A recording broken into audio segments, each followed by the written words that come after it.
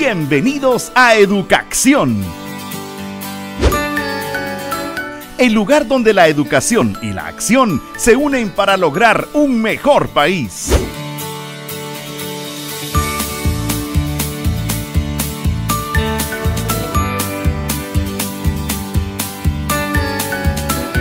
Educacción. ¡Comenzamos! Es momento de la entrevista en Educacción. Es un gusto para mí estar con ustedes en esta ocasión con un saludo cordial desde el Viceministerio de Educación Bilingüe Intercultural. Guatemala es un país que se construye día a día y la responsabilidad de todos sus hijos y sus hijas es contribuir con su trabajo para que esta Guatemala sea cada día próspera y desarrollada. Sabemos que tenemos muchas dificultades, que tenemos conflictos, que tenemos problemas, pero la mayor riqueza que tenemos es nuestra inteligencia para poder resolver esas dificultades. Y ese es el aporte más importante que el Ministerio de Educación en la gestión del doctor Óscar Hugo López Rivas está desarrollando en estos 2 años que llevamos de la gestión gubernamental. Construir Guatemala con ciudadanos formados, conscientes de sus derechos y de sus responsabilidades. Desde el Viceministerio de Educación Bilingüe Intercultural, instancia institucional del Ministerio que tiene a su cargo la responsabilidad de que la diversidad lingüística y cultural de Guatemala esté presente en todas las gestiones del Ministerio, hemos alcanzado logros muy importantes. Hemos dado pasos muy importantes que contribuyen entonces a la construcción de este país, de este Estado plural e intercultural. La primera riqueza que estamos impulsando en la educación es el respeto de la multiculturalidad y el multilingüismo, como un valor humano, como un valor creado en nuestro país.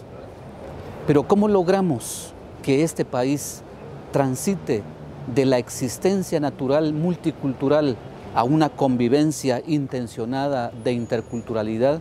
Esa es la tarea del Ministerio de Educación en toda su institucionalidad. Hemos priorizado en el marco del plan estratégico del Ministerio de Educación aspectos muy importantes para lograrlo. Una línea de acción importante que el Ministerio de Educación ha desarrollado en este año en el enfoque de la multi e interculturalidad es hacer llegar a los docentes en las escuelas el diseño curricular con pertinencia lingüística y cultural del nivel preprimario y del nivel primario. Son los primeros pasos. Pero es el cimiento para que entonces ahora desarrollemos aprendizajes pertinentes culturalmente y enfocados a una convivencia intercultural. Hemos llegado a más de 20,000 maestros que han recibido este documento, este diseño curricular y se han capacitado para conocerlo, entender su estructura, profundizar en su contenido, pero lo más importante, que lo apropien como un instrumento educativo para desarrollar aprendizajes que construyan ciudadanía con identidad cultural. Estamos contentos con el trabajo que han desarrollado las direcciones departamentales, porque son ellas, es el personal técnico, pedagógico de cada dirección departamental de educación quien se ha acercado a los docentes para desarrollar ese trabajo.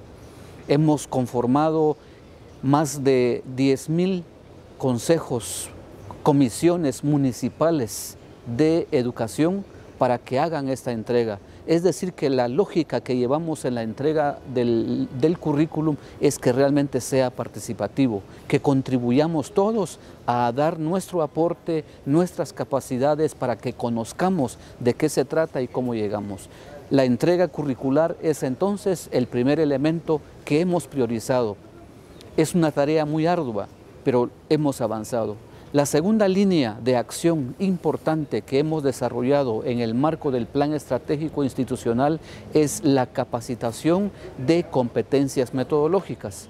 Sabemos muy bien que a pesar de tener un currículum nacional con pertinencia cultural técnicamente muy bien desarrollado, social y políticamente muy bien enfocado y educativamente sustentado en las mejores teorías mundiales de educación, incluyendo los conceptos educativos propios de nuestros pueblos guatemaltecos. Si no tenemos las herramientas metodológicas para desarrollar aprendizajes como experiencias de aprendizaje en el aula, de poco nos va a servir ese instrumento. Es así como el Viceministerio de Educación Bilingüe e Intercultural, en cumplimiento de este plan estratégico institucional del Ministerio de Educación, ha desarrollado, ha fortalecido las capacidades, las competencias metodológicas de igual número de docentes, de más de 20,000 docentes de preprimaria, de primaria y del ciclo básico y del ciclo diversificado, para que entonces desarrollen experiencias de aprendizaje en el aula. Son dos pasos tan importantes para mejorar la calidad educativa en el aula. Entonces, la primera línea de trabajo es la línea técnico-pedagógica. La esencia de todo el sistema educativo nacional es el aprendizaje en el aula. Todos los demás procesos responden a esa finalidad. Precisamente por eso es que hemos declarado en nuestro plan estratégico institucional 2016-2020 es que el objetivo del Ministerio de Educación es facilitar los aprendizajes de los estudiantes en los centros educativos, de acuerdo con su contexto sociocultural y también relevantes para su desarrollo psicobiosocial. Así es que otros aspectos técnico-pedagógicos también son importantes. Hemos distribuido un poco más de 1 millón de materiales educativos con pertinencia lingüística y cultural, es decir, desarrollados en los idiomas propios de Guatemala y en los idiomas nacionales de Guatemala. Por primera vez, el Ministerio de Educación ha logrado entregar materiales educativos en los 22 idiomas mayas, en el idioma garífuna y en el idioma xinca. Es apenas el inicio. En el año 2018 distribuiremos otra gran cantidad de materiales para que efectivamente esos materiales educativos respondan al objetivo de generar aprendizajes, pero que al mismo tiempo fomenten una identidad cultural para la construcción de la ciudadanía. La segunda línea de acción que hemos desarrollado para fortalecer la pertinencia cultural y lingüística del sistema educativo nacional es la relación directa y el diálogo directo con la población guatemalteca en su diversidad cultural, lingüística y étnica. Hemos desarrollado más de 20 diálogos sociales en distintos puntos del país con autoridades indígenas, con líderes sociales, con representantes de distintos grupos de diversas instancias sociales, para conocer no solo sus intereses, sino también para intercambiar con ellas y con ellos cuáles son sus expectativas para mejorar el sistema educativo nacional. Hemos concluido este año con un proceso muy importante. Un propósito, una finalidad importante del sistema educativo nacional en la gestión del doctor Óscar Hugo López Rivas es la institucionalización de la participación social en el sistema educativo nacional. Hoy contamos con un Consejo Nacional de Educación conformado por más de 10 sectores representados en este consejo, que son la expresión institucional actual del Consejo Consultivo de Reforma Educativa, que en la década de los 90 logró formular el diseño de la reforma educativa. Esta es una expresión muy importante con quien hemos trabajado a lo largo del año 2016 y 2017, pero es en este año donde realmente hemos logrado consolidar una relación. Para nosotros, el Consejo Nacional de Educación es un ente representativo, multisectorial, muy importante, que debe acompañar al Ministerio de Educación en la implementación de las políticas educativas que van orientadas al cumplimiento del derecho de la educación. No obstante, creemos que es importante ampliar esta participación social. Y en atención al Acuerdo Gubernativo 22-2004, que versa sobre la generalización de la educación bilingüe intercultural para todo el sistema educativo nacional, habla de la creación de los consejos consultivos de educación bilingüe en comunidades lingüísticas de todo el país. Pero ¿cómo lo vamos a hacer?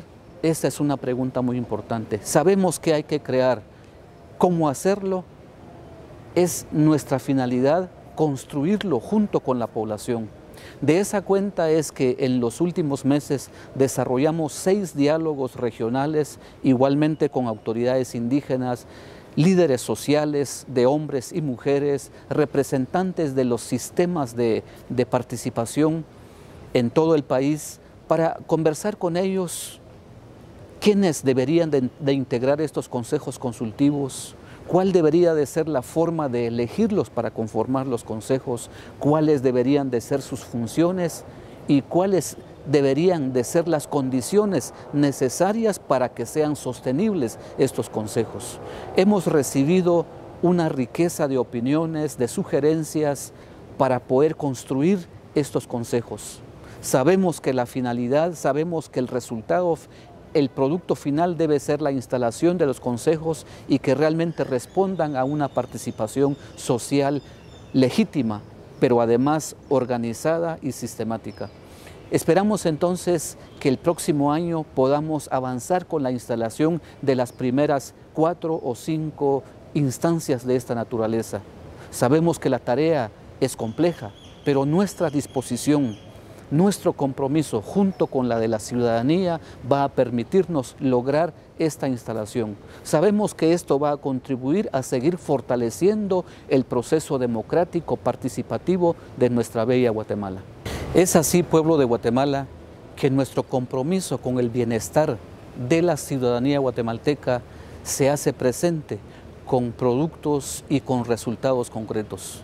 Nos sumamos al esfuerzo del gobierno central para alcanzar esta gran finalidad. Con base en lo que constitucionalmente está establecido y lo que expresan las distintas leyes de Guatemala y todo el sistema de derechos que componen y que fortalecen nuestro sistema democrático, el Ministerio de Educación es una de las instituciones más importantes a construir esta ciudadanía. Guatemala solo se construye con la formación de las personas, con el desarrollo de las capacidades, porque Guatemala es su bien. Guatemala está constituido por el bien ecológico que tiene, por la diversidad biológica que tiene, pero también está constituida por el bien humano y por la diversidad cultural que corresponde a nuestro país. Nuestro compromiso es hoy, es mañana y será siempre junto con la comunidad educativa nacional. Muchas gracias. En un momento regresamos con Educacción, el lugar donde la educación y la acción se unen para lograr un mejor país.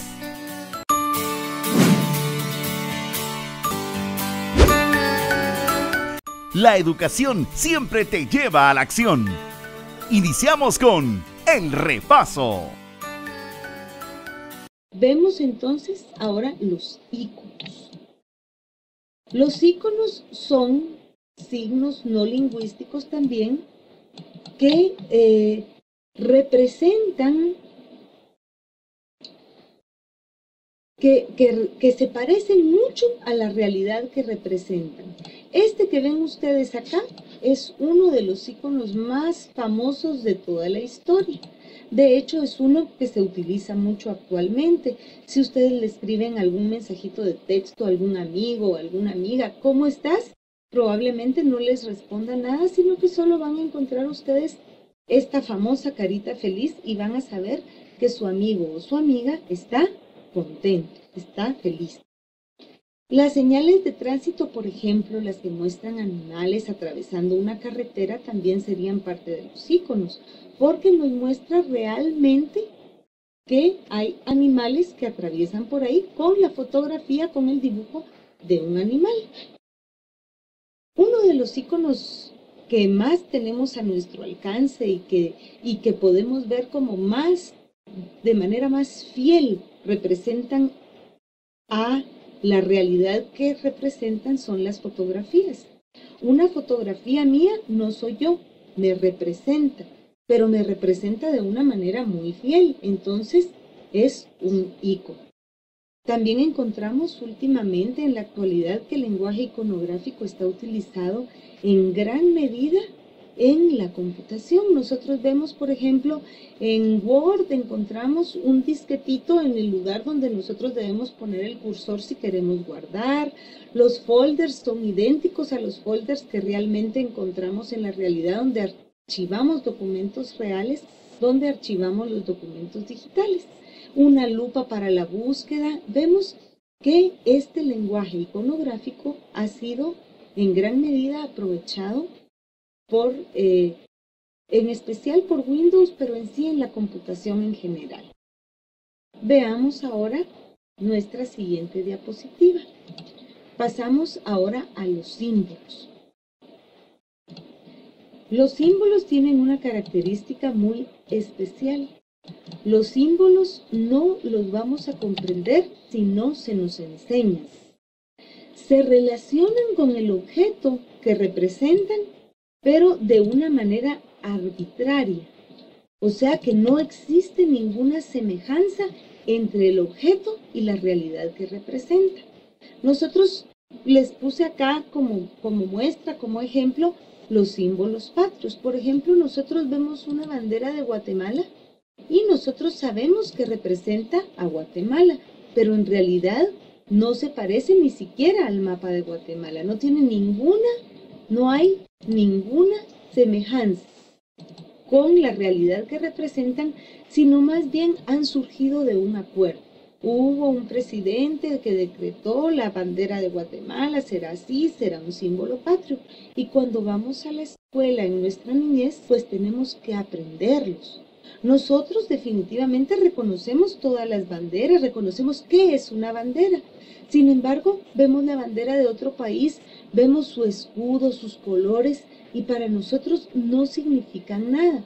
¿Por qué? Porque no tenemos conocimiento sobre ese acuerdo bajo el cual surgió ese símbolo patrio.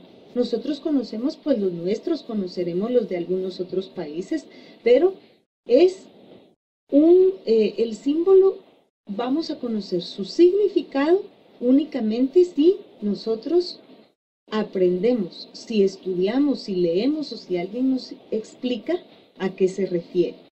Entre los símbolos encontramos las banderas, como el ejemplo que acabamos de poner, los símbolos patrios en general, la Cruz Roja. La Cruz Roja pues realmente es un hospital, es un lugar donde se atienden enfermos, pero hay un acuerdo internacional donde la Cruz Roja representa un lugar de atención a personas, de atención a la salud de personas que lo necesiten, pero no tiene ninguna relación.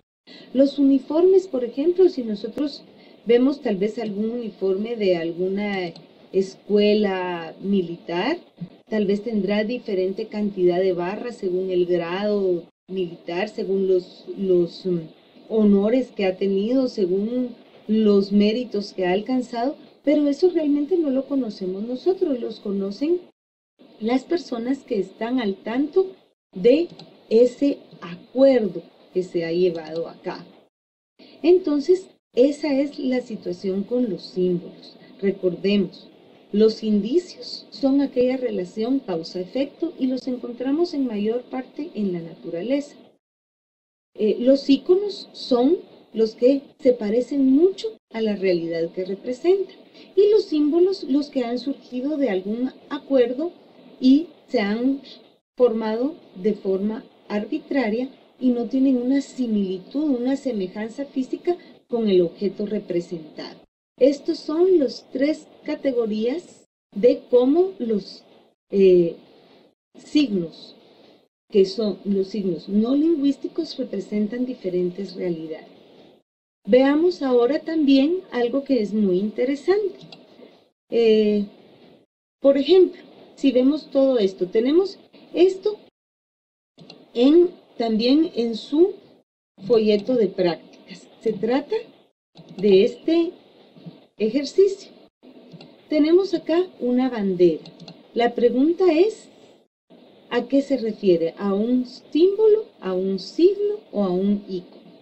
Igual con esta figura telefónica, tenemos acá un cielo lleno de nubes, el escudo de la Universidad de San Carlos, la señal de una gasolinera, el símbolo de los rojos, un charco y un lugar lleno de humo.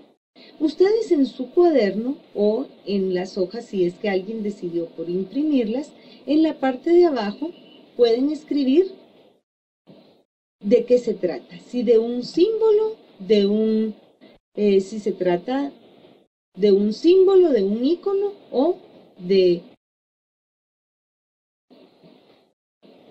un símbolo, de un icono o de un indicio.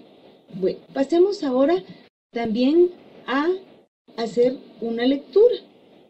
Vamos a leer juntos, vayan llevando ustedes la lectura, por favor, sobre esta biografía. Se trata de la biografía de un pintor muy famoso. Me interesa mucho que lo leamos porque en la siguiente diapositiva encontraremos una de sus obras de arte, la más famosa de todas. Y hay un par de preguntas que me gustaría dejarles como reflexión. El nombre del pintor es Edvard Munch. Pintor noruego nacido en la ciudad de Loten en 1873 y fallecido en 1944.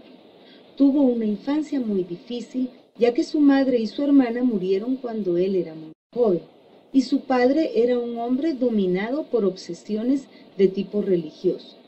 De todo ello surgió una personalidad conflictiva y un tanto desequilibrada, que él mismo consideraba la base de su genio. En 1885 llevó a cabo el primero de sus numerosos viajes a París, donde conoció los movimientos pictóricos más avanzados. No tardó en crear un estilo sumamente personal, basado en acentuar la fuerza expresiva de la línea, reducir las formas a su expresión más esquemática y hacer un uso simbólico no naturalista del color, y de ahí su clasificación como pintor simbolista. De 1892 a 1908 vivió en Alemania, sobre todo en Berlín, aunque hizo frecuentes viajes a Noruega y a París. En Berlín presentó en 1892 una exposición que tuvo que ser retirada por el escándalo que suscitó y que dio pie a la creación de la Secesión berlinesca. En 1908 volvió definitivamente a Noruega, donde recibió algunos encargos oficiales, como por ejemplo las pinturas del Paraninfo de la Universidad de Oslo, y pasó sus últimos años en soledad. El pintor decía de sí mismo que, del mismo modo que Leonardo da Vinci había estudiado la anatomía humana y disectado los cuerpos, él intentaba disectar almas, y por ello los temas más frecuentes en su obra fueron relacionados con los sentimientos y las tragedias humanas, como la soledad en su cuadro Melancolía, la angustia en el Grito, que es catalogada tal vez como su mejor obra, la muerte en Muerte de un bohemio y el erotismo en sus dos cuadros, uno se llama Amantes y otro El beso. Esta parte me gustaría mucho que le prestaran atención, que sus obras se relacionan con sentimientos y tragedias humanas. ¿Esto por qué? Porque estamos hablando de lenguaje no verbal y el arte también abre una gran posibilidad de transmitirnos mensajes sin palabras. O sea, veamos el siguiente cuadro, es El Grito, y les dejo la inquietud sobre reflexionar qué les hace pensar esta obra y cómo consideran que la obra se relaciona con la vida del autor. Muy bien, amigos y amigas, este fue el tema sobre el signo lingüístico y no lingüístico. El repaso. Por hoy terminamos. Esperamos que lo aprendido te haya servido. Te esperamos la próxima semana en otro programa de Educación, el lugar donde la educación y la acción se unen para lograr un mejor país. Ministerio de Educación, comprometidos con la educación.